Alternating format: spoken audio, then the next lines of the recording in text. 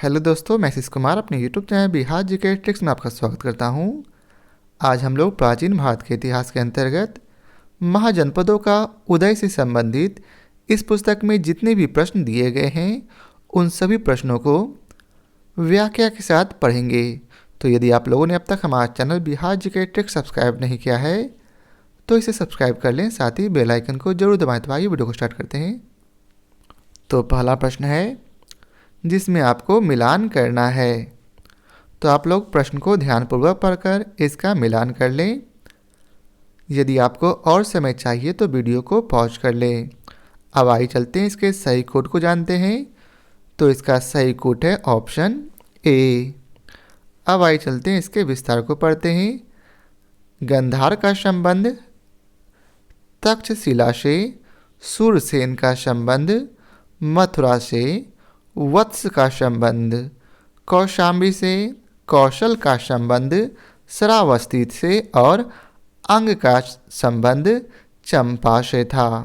अब अगला प्रश्न है महात्मा बुद्धकालीन महाजनपदों की संख्या थी। तो महात्मा बुद्धकालीन जनपदों की संख्या 16 थी। महात्मा बुद्धकालीन महाजनपदों की संख्या 16 थी। 16 महाजनपदों के विषय में हमें विस्तृत जानकारी बौद्ध ग्रंथ अंगुत्तर निकाय एवं जैन ग्रंथ भगवती सूत्र से मिलती है। अब अगला प्रश्न है 16 महाजनपदों के बारे में किस बौद्ध ग्रंथ से जानकारी मिलती। तो इसका उत्तर है अंगुत्तर निकाय से। 16 महाजनपदों के बारे में हमें विस्तृत जानकारी बौद्ध ग्रंथ अंगुत्तर निकाय एवं जैन ग्रंथ भगवती सूत्र से मिलती है। अब आइए चलते हैं अगले प्रश्न पर। तो अगला प्रश्न है 16 संस्कारों में उपनयन संस्कार किस क्रम पर है। तो 16 संस्कारों में उपनयन संस्कार 11वें क्रम में है। अब अगला प्रश्न है भारतीय उपमहाद्वीप के किस भाग में हड़प्पा संस्कृति का उदय हुआ था। तो इसका सही उत्तर होगा उत्तर पश्चिमी भाग में। कहाँ कहाँ, तो पाकिस्तान में हुआ था। भारत में इसका क्षेत्र कहाँ है। तो इसका क्षेत्र है गुजरात में। गुजरात के लोथल, धौलावीरा ये सभी जो है हड़प्पा कालीन शहर के भाग हैं। अब अगला प्रश्न है 16 महाजनपदों में से दक्षिण भारत में गोदावरी नदी के किनारे स्थित जनपद का नाम बताइए। तो दक्षिण भारत में गोदावरी नदी के किनारे स्थित जनपद अस्मक था। 16 महाजनपदों में से दक्षिण भारत में गोदावरी नदी के किनारे अस्मक महाजनपद स्थित थी। अस्मक महाजनपद की राजधानी पोतन या फिर पोटली थी। 16 महाजनपदों के विषय में हमें विस्तृत जानकारी बौद्ध ग्रंथ अंगुत्तर निकाय एवं जैन ग्रंथ भगवती सूत्र से मिलती है। अब आइए चलते हैं अगले प्रश्न पर। अब अगला प्रश्न है भारत के प्राचीनतम प्राप्त सिक्के किस चीज़ के बने होते थे। तो इसका उत्तर है चांदी के बने होते थे। भारत के प्राचीनतम प्राप्त सिक्के आहत सिक्के या फिर पंचमार्क सिक्के थे जो चांदी के बने होते थे। इसके ऊपर ठप्पा देकर निशान बनाए जाते थे, इसलिए उन्हें आहत सिक्के या फिर पंचमार्क सिक्के कहा जाता है। ये सिक्के 6ठी शताब्दी ईसा पूर्व से मौर्य काल के बीच प्राप्त होते हैं। अब अगला प्रश्न है उज्जैन का प्राचीन काल में नाम क्या था। तो उज्जैन का प्राचीन काल में नाम अवंतिका था। मध्य प्रदेश के मालवा संभाग में स्थित उज्जैन को भारत के प्राचीन ऐतिहासिक नगरों में गिना जाता है। यह 16 महाजनपदों में से एक अवंती की 2 राजधानियों में से एक थी। इसको अवंतिका भी कहा जाता था। अब अगला प्रश्न है उदय वासवदत्ता की दंत कथा संबंधित है किससे? तो इसका उत्तर है ए उज्जैन से। उदयन वासवदत्ता की दंत कथा उज्जैन से संबंधित है। इस कथा को महाकवि भास ने अपने स्वप्न वासवदत्तम में वर्णित किया है। इस नाटक में वत्स नरेश उदयन तथा अवंती नरेश प्रद्योत की पुत्री वासवदत्ता की प्रेम कथा का वर्णन है। ये कथा उस समय की है जब उदयन उज्जैनी के कारागार में कैद थे। अब अगला प्रश्न है, निम्नलिखित में से कौन सा एक ऐसा पूर्व 6ठी शताब्दी में प्रारंभ में भारत का सर्वाधिक शक्तिशाली नगर राज्य था? तो इसका उत्तर है सी काशी। ईसा पूर्व 6ठी शताब्दी के प्रारंभ में काशी भारत का सर्वाधिक शक्तिशाली नगर था। कई जातकों में इसके समकालीन शहरों की अपेक्षा इसकी समृद्धि में संपन्नता का साक्ष्य मिलता है। काशी की कौशल अंग और मगध के साथ लंबी प्रतिद्वंद्विता थी। इनमें सर्वोच्चता के लिए लंबा संघर्ष चला था। अब अगला प्रश्न है, प्रारंभिक गणतंत्र में कौन सा नहीं था? तो इसका उत्तर है यौधेय। बुद्ध काल में गंगा घाटी में कई गणराज्यों के अस्तित्व के प्रमाण मिलते हैं, जो इस प्रकार है। पहला, कपिलवस्तु के शाक्य का। दूसरा, सुमारगिरी के भग्ग का। अलकप के बलि का। केशपूत के कालाम का। रामगाम के कोलिये का। कुशीनारा के मल्ल का। पावा के मल्ल का। पिपलिव वन के मौर्य का। वैशाली के लिच्छवी का और मिथिला के विदेह का। अब अगला प्रश्न है, विश्व का पहला गणतंत्र वैशाली में किसके द्वारा स्थापित किया गया? तो इसका उत्तर है डी, लिच्छवी के द्वारा वैशाली में सबसे पहला गणतंत्र स्थापित किया गया था। वैशाली के लिच्छवियों ने विश्व का पहला गणतंत्र स्थापित किया था। वैशाली बुद्ध काल का सबसे बड़ा तथा शक्तिशाली गणराज्य था। लिच्छवी वज्जी संघ के सर्व प्रमुख थे। अब अगला प्रश्न है, ईसा पूर्व 6ठी सदी में विश्व की प्रथम गणतंत्रात्मक व्यवस्था कहाँ थी? तो इसका उत्तर अभी हम लोगों ने ऊपर पढ़ा, वैशाली। नेक्स्ट प्रश्न है, निम्न में से कौन सा युग्म उपर्युक्त जोड़ी है? तो इसका सही उत्तर है डी, चेतक। यह लिच्छवी की थी।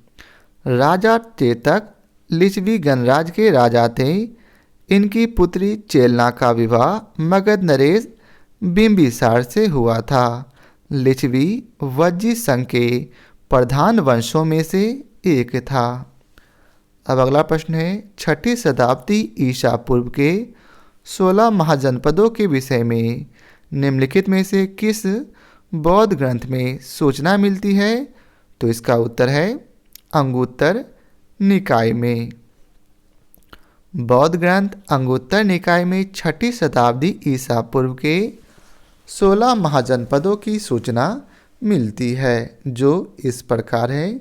अर्थात 16 महाजनपद कौन कौन थे, उनके नाम यहाँ दिए गए हैं। तो आइए एक बार इसे हम लोग सुन लेते हैं। अंग, मगध, काशी, कौशल, वज्जी, मल्ल, चेदी, वत्स, कुरु, पांचाल, मत्स्य, सूरसेन, अश्मक, अवंती, गांधार, कंबोज। तो ये 16 महाजनपद थे। जैन ग्रंथ भगवती सूत्र में भी 16 महाजनपदों की सूची मिलती है। अब अगला प्रश्न है, महाभारत के अनुसार उत्तरी पंचाल की राजधानी स्थित थी कहाँ? तो इसका उत्तर है अहिच्छत्र में। उत्तरी पांचाल की राजधानी अहिच्छत्र थी तथा दक्षिणी पांचाल की राजधानी कंपलिय थी। हस्तिनापुर तथा इंद्रप्रस्थ कुरु की राजधानी थे, जबकि मथुरा सूरसेन की राजधानी थी। अब अगला प्रश्न है, चंपा किस महाजनपद की राजधानी थी? तो चंपा अंग महाजनपद की राजधानी थी। उत्तरी बिहार के वर्तमान भागलपुर तथा मुंगेर के जिले अंग महाजनपद के अंतर्गत थे। इसकी राजधानी चंपा थी। महाजनपद और पुराणों में चंपा का प्राचीन नाम मालिनी प्राप्त होता है। दीर्घ निकाय के अनुसार इस नगर निर्माण की योजना वास्तुकार महागोविंद ने की थी। महापरिनिर्माण सूत्र में चंपा के अतिरिक्त 5 अन्य नगरों के नाम मिलते हैं। वे नगर के नाम इस प्रकार हैं: राजगिरी, श्रावस्ती, साकेत, कौशाम्बी तथा बनारस। अब अगला प्रश्न है, 6ठी शताब्दी ईसा पूर्व में युक्तिमती राजधानी थी। तो किसकी राजधानी थी? तो चेदी की। 6ठी शताब्दी ईसा पूर्व में आधुनिक बुंदेलखंड के पूर्वी तथा उसके सीमावर्ती भागों में चेदी महाजनपद स्थित था। इसकी राजधानी सोथिवती थी, जिसकी पहचान महाभारत के सुतिमती से की जाती है। अगला प्रश्न है, गोदावरी नदी के तट पर स्थित महाजनपद है। तो इसका उत्तर हम लोगों ने ऊपर भी पढ़ा था, अश्मक।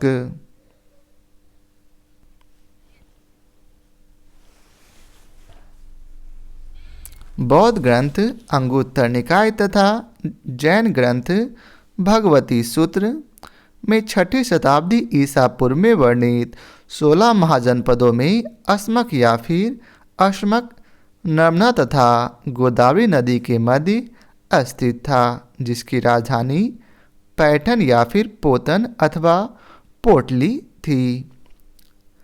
अब अगला प्रश्न है, मगध की राजधानी कौन सी थी? तो मगध की राजधानी उस समय गिरिव्रज अर्थात राजगीर था।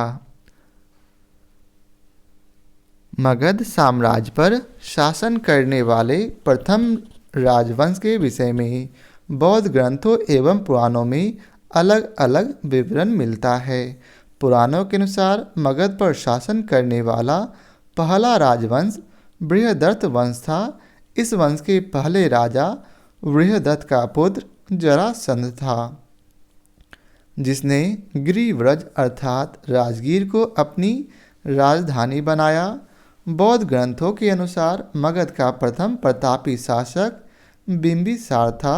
यह हर्यक वंश से संबंधित था। उसकी मृत्यु 492 ईसा पूर्व में हुई थी। इसके पश्चात अजातशत्रु मगध का शासक बना था। अब अगला प्रश्न है, मगध का प्रारंभिक राजधानी कौन सी थी? तो मगध की प्रारंभिक राजधानी राजगिरी अर्थात गिरिव्रज थी।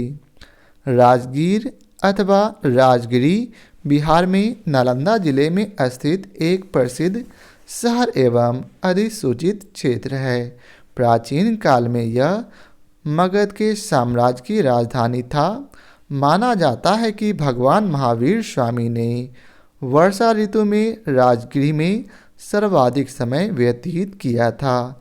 यहाँ प्रथम बौद्ध संगति का आयोजन हुआ था एवं जैन ग्रंथों से प्राप्त होता है कि भगवान महावीर ने अपना प्रथम प्रवचन राजगीर के विपुलागिरी नामक स्थान पर दिया था तथा मुसलमान फकीर मखदूम शाह ने भी इसी स्थान पर साधना की थी। आगे है, राजगीर के निकट वन में जरासंध की बैठक नामक एक बरादरी स्थित है, जो महाभारत कालीन बताई जाती है। महाभारत के वन पर्व में राजगिरी को जरासंध की राजधानी बताया था। ह्वेनसांग ने भी राजगीर के में कई स्थानों का वर्णन किया है जिसने गौतम बुद्ध का संबंध बताया गया है, अतः विकल्प सी सही है। अब अगला प्रश्न है, निम्नलिखित में से कौन एक मगध साम्राज्य की राजधानी नहीं रहा? तो इसका उत्तर है कौशाम्बी जो है मगध साम्राज्य की राजधानी नहीं रहा था। गिरिव्रज या फिर राजगिरी और पाटलिपुत्र प्राचीन काल में क्रमशः मगध साम्राज्य की राजधानी रहे थे, जबकि कौशाम्बी पर वत्स राज का शासन था। हर्यक वंश के शासन के दौरान मगध की राजधानी राजगिरी से पाटलिपुत्र लाई गई थी। अब अगला प्रश्न है, प्राचीन श्रावस्ती का नगर विन्यास किस आकृति का है? तो इसका उत्तर है बी अर्धचंद्राकार। प्राचीन श्रावस्ती की पहचान अलेक्जेंडर कनिंघम ने 1861 ईस्वी में उत्तर प्रदेश के गोंडा के निकट सहेत महेत जो कि वर्तमान श्रावस्ती नामक स्थान से की थी। उत्खननों के आधार पर ज्ञात हुआ है कि प्राचीन श्रावस्ती का नगर विन्यास अर्धचंद्राकार था। तो यह था आज के वीडियो का आखिरी प्रश्न। आशा करता हूँ आप लोगों को हमारी यह वीडियो पसंद आया हो। यदि आप लोगों को हमारी यह वीडियो पसंद आया हो तो लाइक और शेयर जरूर करें। फिर मिलते हैं नए चैप्टर के साथ। तो आज के लिए बहुत बहुत धन्यवाद।